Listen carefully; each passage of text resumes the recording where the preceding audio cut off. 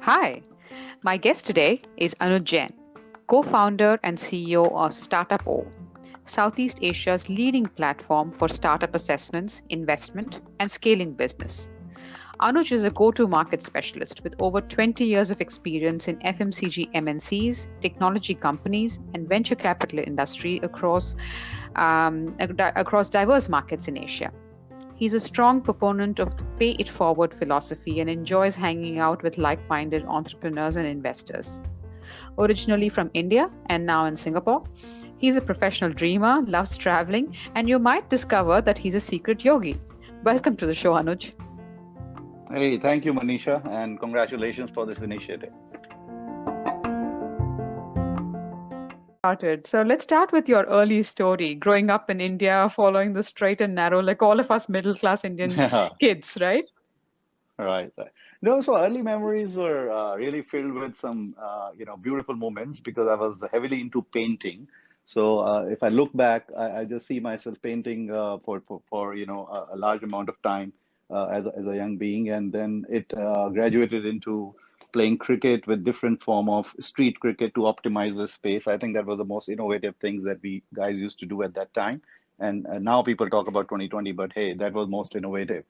And the third thing when I look back, what appeals to me is the sense of connectedness, because I was part of a very large joint family system in old Delhi area in India, and come from a business family which was very well knit. But even the surroundings in old Delhi was a sense of community, and I think when I was trying to connect the dots and with my present with early impressions, I guess these things of having fun with like-minded people, creating stuff, and looking after each other as a community sort of became the central theme. But frankly, come from a very simple middle class family, like all of us, as you said.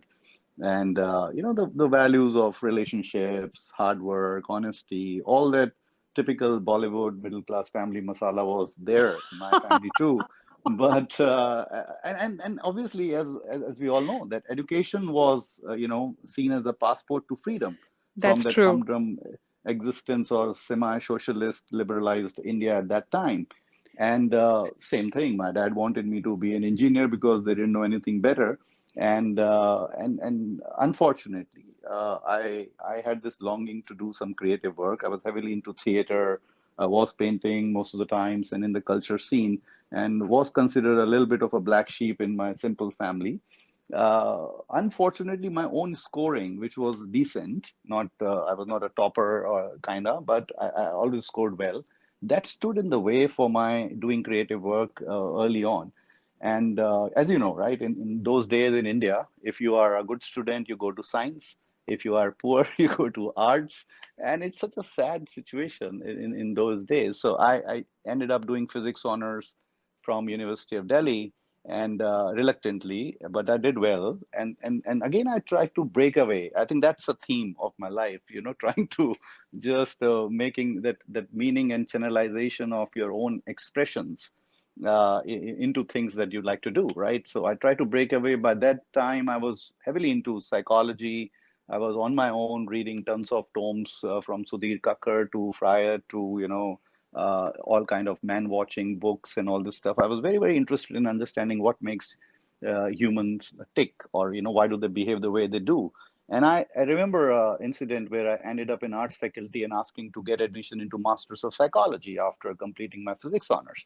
And as always, the system was, hey, if you are not from this particular stream, you are in a waiting number 16, and I never made it there. What I found instead is that I was sitting in Masters of Nuclear Physics, learning to make atom bombs almost.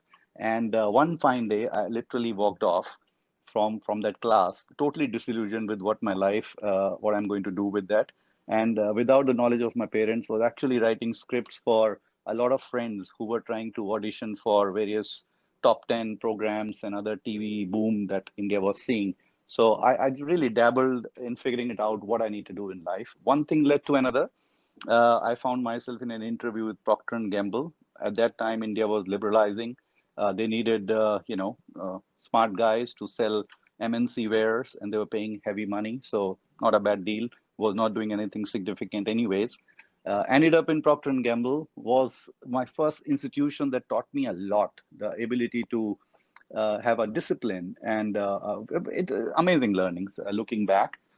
And I was kind of, finally feeling that I'm settling in into a career, a job. I was doing very well. I had a fantastic appraisal. I still remember, I still keep that appraisal. And some interesting stuff happened at that point of time that after promoting me, and I was one of the fastest promotee there, my boss, and I still remember his name and I'm in touch with him, Mahesh Puri, he called me and without any soliciting for mentoring and all, he actually told me that I want you to resign and I want you to go to study, your proper business school, and you go, you have more potential, and I'll talk to the top bosses for a vacation for you so that you can, study. And I was like totally dumbfounded, but that laid some foundations for my strong belief in pay it forward. There are angels, there are people who, have their goodness, which can impact others. And I think in the work till now, we are trying to, I'm trying to kind of express that in some way or the other all through my life because of that act of kindness that really shaped my life further down. So I got 2 months of vacations where paid vacations where I had to study. And if I got into a good management institute, I would go ahead. Otherwise, I could come back to the job. That was a great security for a middle class mind. And thankfully, I got into one of the top management institutions, and you know, like an MBA life, most of the things that you learn are completely wasteful. What I remember from my MBA days is only two takeaways. One was, I guess, obviously was my wife, who was my life partner now and was my classmate. And the second only thing that stood out, frankly, was a concept that was influencing without positional power. And our dean at that time still used to really have a lot of emphasis on that, and it was weaved into that whole academia in a very interesting manner. So I think even today's time of where social media and other aspects, I think this influencing without powerful authoritative positions is one of the key things which all of us need to imbibe. And after MBA, I was feeling that my parents and my middle class dream was fulfilled. I was into an MNC job, cushy, well paid, management. All things seemed to settle. Got married. At the time when I sensed that I'm settling, this inner streak, I believe we all manifest what we are deeply, what we truly are deeply within, right? So hunted for becoming part of the core team to usher in internet to a billion people kind of a vision, and got involved in setting up one of the first ISPs in India. So we provide a tie-up with Dutch Telecom, and it was pretty interesting team. That was my first, I tasted blood with what a startup is all about. And the team was fantastic. I mean, I'm still in touch with all of them and my team as well as my bosses, and we are very, very close. Unfortunately, I mean, things did very well for us for a couple of years, but then 9/11 happened, and that was my first taste of your best well laid out plans, how they can go here and there. So you got to be ready because before that, everything was pretty structured and steady. So 9/11 happened. And that's when you moved to Yeah, Singapore? no, yeah. So I had no plans, to be very frank, to move to Singapore. I didn't even know that I would ever go to Singapore. It's just that 9/11 happened one fine day, and things rolled out very fast after that in our company. I kind of quit and thought that I will, do something. But my wife was in Singapore for a project for 3 months at that point of time, and she told me that don't just cry out there, just come over and chill for a while, and then figure something out. And that just casual trip to Singapore had become now almost a 20-year love affair with this city, which has been very kind to me. And I just frankly landed as a tourist, but I bumped into a few people, total serendipity, and ended up starting a company, with somebody who was setting up, partnered, and started, pitching. Totally different than what I was doing. We got Visa. We were working with SQ Media Corp, and suddenly I was, consulting Visa on how to increase penetration of platinum cards in Asia, which was weird to myself as well. But there was a necessity. You have to be out there, do something, and I think we were getting, successful in our pitches. So life was pretty interesting, very adventurous. But then again, SARS happened in 2003 and something, and our business suffered. I can totally empathize with what's happening with SMEs in COVID because I was that in 2000 to 2003, and we couldn't survive SARS. At that point of time, I thought, I'll go back to India or something. But again, as luck would have it, I was headhunted by this guy called Gonzalo Bick, who is currently the CEO of Bick globally. And he was sent to Asia at that time to structure Asia. And it happened so that he headhunted me, and then we got along very, very well at that point of time. And I was with Big for 10 years after that, shaping Asia, building business in 13 countries from scratch. And I'm so, so thankful for that exposure, which allowed me to learn Asia from grounds up, where I worked in Japan very intensively along with markets like Korea, China, and then develop them in Southeast Asia. So, it was a beautiful role. You are representing the continent. But I always look back at Vic and saying it was a corporate accelerator for me because I've seen the good, bad, and the ugly very, very fast. In what people do in 20 years career, I've seen it in 10. And I was representing, going to board meetings, world-class travel, creating products, launching globally, hiring teams, and also saw the ugly part of politics and whatever what have you. So it was very interesting, intense time. And at that point of time, I was when I again felt for the third time in my life that I'm settling in and have settled. New things have started happening around me. I met this guy called Sangeet Paul Chowdhury, who is now a global expert. And whenever I meet him, I tell that he influenced my thinking the most around that time with platform thinking. He's known for this whole work on platforms. At the same time, I was quitting playing golf as a corporate honcho and hanging out with some entrepreneur friends who quit their job by then and were already doing some stuff. And this whole idea of technology companies coming up and this whole cloud of there's a new way shaping up, and there I was in a very, very, very inventive and enterprising company. I must say Big is highly entrepreneurial, but still old supply chain and old fuddy-duddy sort of ways were there. So this again prompted me to look into the direction of where the future is going, and I somehow connected with those people, used to go and hang out with some accelerators, started mentoring. And those 6 to 8 months gave me a little bit of a peek into what startup and technology game was all about. And when the red pill, blue pill moment came before, you go to some other country or for transfers and other internal movements, I realized there's an opportunity. Actually, looking back, it was very tough decision because very foolhardy to think for any corporate honcho to quit cushy jobs and jump into uncertainty.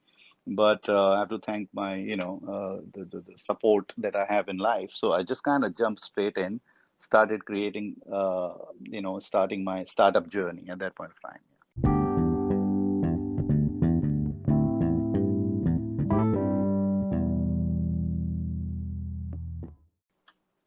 And that was What a 2012, journey. 2012 end. Yeah, it's been a roller coaster as you can feel. No, what a lovely journey. It also seems like a happy journey up until this point with things sort of unraveling, but at the same time something else popping up. So what's the reason you started Startup O? That's What's the interesting. purpose? So, as I just mentioned, that I quit the corporate honcho-ness around 2012 end, and so it's almost 8 years. And Startup O started in 2016. So between 2013 and 15 end, I was, doing. I started with just creating my own startup. Easiest thing because I have done so much in corporate world, right? But frankly speaking, how many slaps I got when you actually walk the walk is something that is staying with me till now, and that gives me that compassion. It totally depends on chance, and a lot of such things did not allow my startup to flourish at that point of time because I had to unlearn and then relearn the rules of engagement in a completely new space. And it was not easy, and financially, emotionally, and that year-long journey was something that I think I wish everybody can go through, but successfully, because it's not easy to, to go through such transitions. However, I'm a firm believer of serendipity and increasing the probability of your success by being out there rather than, cooking up ideas in your head.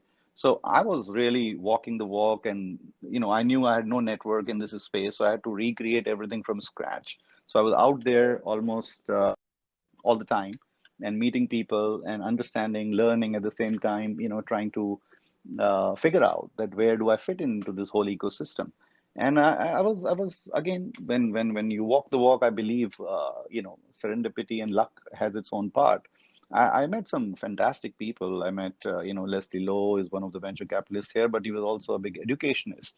And he saw that I had a lot of go-to-market experience in Asia, which is rare. Today, everybody wants to join a startup. In those times, there are very few people like my kind of experience who willingly were going in and trying to work out with startups, right? So he said, why don't you come and, we are creating a boot camp for startup founders, early stage, and you should teach. So he made me, which I realized was very natural for me. And I trained next 3 years every weekend over 200 founders through a very structured 6 weekend long boot camp. And that was one of my, most beautiful memories because I was hanging out with these founders who all were like corporate dropouts or college dropouts, and like they're trying to make it happen. And by learning their journey, I got so many insights, and I'm thankful to all of them, which allowed me to create Startup O along with my co-founder later on.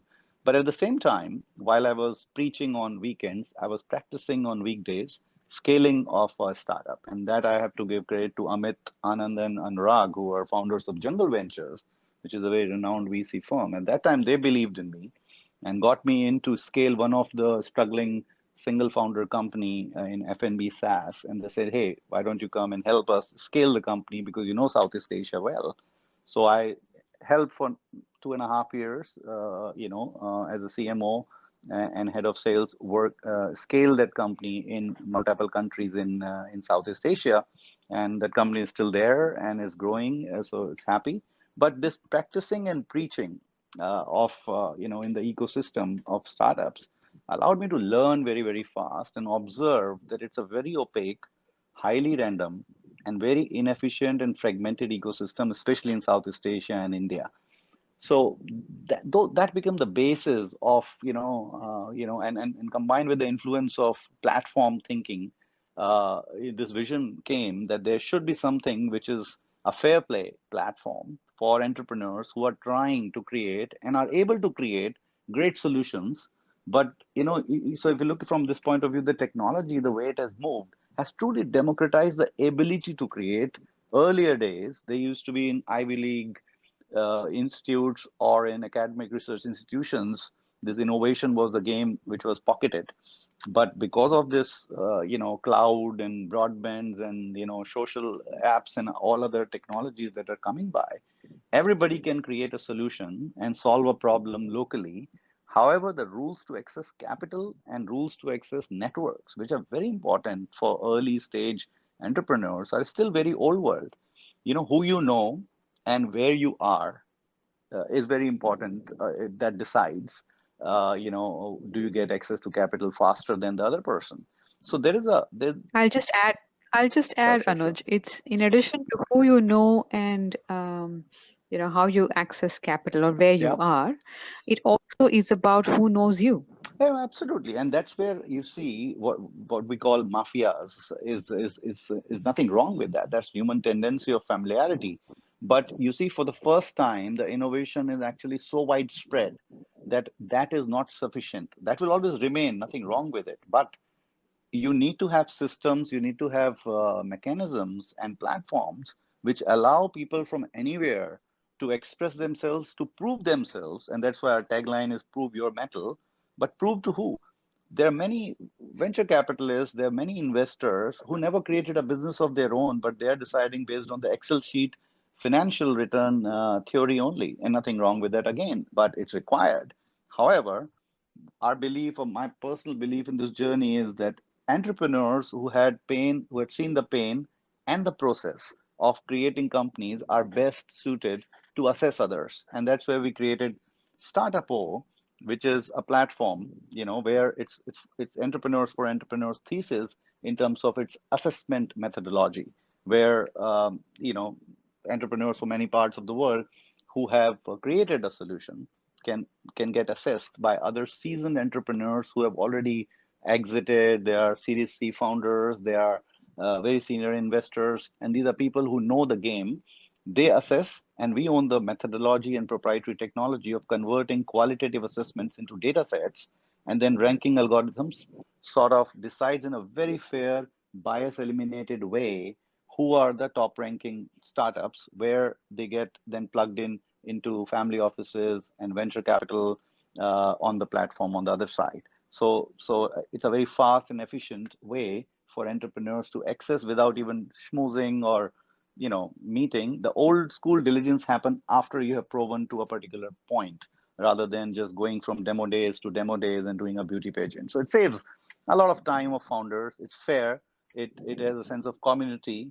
It has a lot of exposure and amplification at almost no cost. Wow, that sounds like a great platform for anyone who's starting off without necessarily having to go through the pains of knocking on multiple doors. That was the idea. Yeah. How did you how did you find your co-founder? So Nitin Nath, who is my co-founder, and I think I call him, he's an accelerator of various things, visions that I was having at that point of time. He's a friend for 15 odd years, but an investment banker, and he was in our social group, was a little earlier to quit corporate thing in 2010, and getting into the entrepreneurial way. And at that point of time, when I was just going with this whole idea of platform thinking, he resonated a lot with it over beers and casual discussions, and with his own experience of investing in startups, he realized that the pain is not only at the founder level, but the pain is also at investors who want to participate in this tech asset class, but there is no way to to figure out, there's so much white noise from the other side of the table. If you look at, if I want to buy a house, there is a very structured platforms and all this stuff on real estate. If you want to buy equities, buy any kind of other tech asset class, this is the only this is the only asset class which is highly opaque, and like private equity. But in private equity, at least you have a lot of numbers. In early stage, it is all about feeling, boys clubs, and who is investing, and I'll just follow. It's like a bit of a fear of missing out game. Gives it leverages a sense of transparency, a very value driven, and a data driven mechanism of letting investors in the different funds or family offices also know that what are the best opportunities that are coming at scale, because we are able to process a lot, versus most of the times this industry works on hyperlocal curation, accelerators and personal movement and connects and word of mouth. So we've tried to build scale. We've tried to bring transparency or data driven decisioning combined with old school diligence, but at a speed which allows for multiple companies to benefit from the whole thing, and from all kind of investors who are institutional. We don't go to mostly to angels, and it's not an angel or crowdfunding platform. It's the other side of the platform is connected with venture capital and family offices, which is a very big segment, who is looking to future proof their businesses and wants to sort of have some involvement in tech asset class in a structured and systematic manner, which this platform provides. So Anuj, basically comes from structuring. Sorry, go Anuj, ahead. can you tell me a little bit about this data-driven platform that you've actually got? Because you're working with very early stage companies which do Yeah, not have too many data points to begin with, right, right. right? Yeah, Um, and then you're leveraging the experience of entrepreneurs, seasoned entrepreneurs who are actually going through the entire yeah, process and doing qualitative assessments for you. yeah. How are you combining the two? No, absolutely. It's a good question. So essentially, we do three things. We do assessments, and I'll tell you how it runs. And we do venture capital and other platform for fund management. And third, what we do is business scaling, is to leverage our networks across 15 countries and take these top ranked companies on the platform and then work with them to grow their revenues. And that's what we believe is a vicious cycle of identifying, discovering deserving entrepreneurs, enabling them with capital, and then getting involved with their lives to build a great company together. Now, first comes the discovery and assessment part. So we have partners across 15 different countries where we get product ready companies. So we are not going in a very, very early stage like idea or pre sort of MVP stage company. We are mostly dealing with product ready early revenue companies. And these companies then are recommended by our large network across multiple countries. And we get roughly 250 to 300 deals recommended. And we have a screening process which takes care of certain data points to identify roughly 50 to 60 companies every quarter that goes through a process. It's a 8 to 10 weeks process where each startup who's selected for this cohort gets from wherever they are. And typically, we have now 2,000 plus companies from 45 countries on our platform. As you have proven yourself for creating something and creating some impact, and you are screened out into the system, then you are allowed to interact with 4 to 6 different seasoned entrepreneurs who assess you on different dimensions. So it could be your business model viability, your financial diligence, technology that is under the hood, and investability. So we have designed in a very, very systematic manner. We capture close to 200 data points during these assessments. And the beauty of our system is that no one person decides, but we eliminate individual biases to rank the whole cohort in a very, very fair fashion. And what we own as a technology is to convert the qualitative assessments into quantitative data sets. And that's where you can imagine 200 odd data points per startups across these 50, 60 startups every quarter. And the ranking algorithms then decide who are the top 10, which are then showcased to different ICs that are part of the platform on the other side. So this is how this machine keeps running of discovery, assessments, which is obviously with the contribution of experts and these seasoned entrepreneurs. And data science then decides who are the top ones, which are coming out, on the other side of the funnel. And then VC funds and family offices get involved with their own IC and mandates to enable these companies. Very interesting. So beyond investment, so let's say a company secures investment on your Right, platform. right. Does Startup also extend the ecosystem after they've been funded? Absolutely. I think that's the key thing as I again observed during my journey prior to setting up Startup O. I wanted to get involved with the ecosystem, but frankly, there is no easy way except going to various demo days and events, and it's a high burn ecosystem. There are a lot of mentors who have not created anything of their own, but sometimes this is a very inefficient and luck by chance kind of ecosystem. So we also realized that apart from raising funds, which was becoming a fashion at some point of time, and I'm happy that post COVID it will not remain so, where fundamentals are going to be more important. But the real authentic entrepreneurs, they realize the value of getting revenues.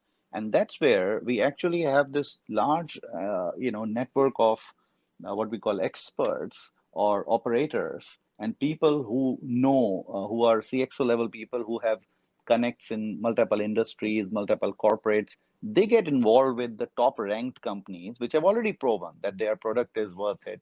Their entrepreneurial founder team is worth it. So there is no embarrassment when they open doors for these companies because everything is already proven on the platform. And this is our biggest opportunity going forward because, you know, the, the entrepreneurs have realized that growing a startup beyond our geography is startup all over again. And there's no other option but to keep raising funds and diluting yourself and hire expensive people and then again prove the metrics. So you get into a vicious cycle. We help these companies which have proven revenues, they have proven sales playbooks, and they have proven on our platform to open doors, leveraging this network of top-notch people that we have on a success based revenue sharing. So most of the founders are damn happy of actually getting involved with our experts, and we have some fantastic success studies already. And that brings us very close to founders because we are helping them build great companies, and then we pass on the baton. At some point of time, they graduate to the next level, Series A, Series B, and we pass on the baton because we are not the guys who are going to take them to IPO. So that's the whole process. And we play it as a collaborative community ecosystem where everybody's incentives are aligned rather than it's about me in the corner shop. So does Startup O acquire a stake in the Yes. participating company? So, as I said, the other side of the platform works with family offices as well as other VC funds, but we have a dedicated venture fund as well. It's called Startup O Ventures, which obviously looks into the top ranked companies and take a stake in those companies. We have so far on the platform with various funds that were dedicated to Startup O. Uh, 20 odd companies have been invested, which are what we call our portfolio companies, and others are invested by some of the partner funds and associated pocket capital. Right. So Anuj, I'll shift gears now Sure. and ask you what the end game is. End game. I wish there is no end game. Yeah, that's the fear. I really, I've always, as you saw across the background, always have the sense that meaning and money should come together. And for the Yeah. first time, I really felt that Startup O, the way the model is, which is very, very focused on entrepreneurs, enabling them, but at the same time, providing utmost transparency and value to investors, and these two pieces coming together, it's pretty beautiful to see how it's functioning. And I really wish there's no end game and we keep doing the good work that we are doing. So frankly, there's no plan that we are a cool startup ourselves and we just exit with multi-billion dollars. There's no such sense. I think this is the future of work. We have created a highway which is very much aligned with where the people are going to be forced into entrepreneurship, or they will be getting an insight that this is the best time to be an entrepreneur. And I think our kind of a platform globally, and we just did a US roadshow in last November and had a very good response to the platform. We already have, some engagements with US companies and in the Valley as well. And I realized it's not limited to Singapore or Southeast Asia or India, but it is a global platform. And this is a time when so many corporate structuring is happening. Corporate jobs are getting lost. There are people who are creating their own startups, or they want to work with these growing tech companies. Tech is the way forward. So I believe this is really going to be solid for next 15, 20 years. So I don't want any end game.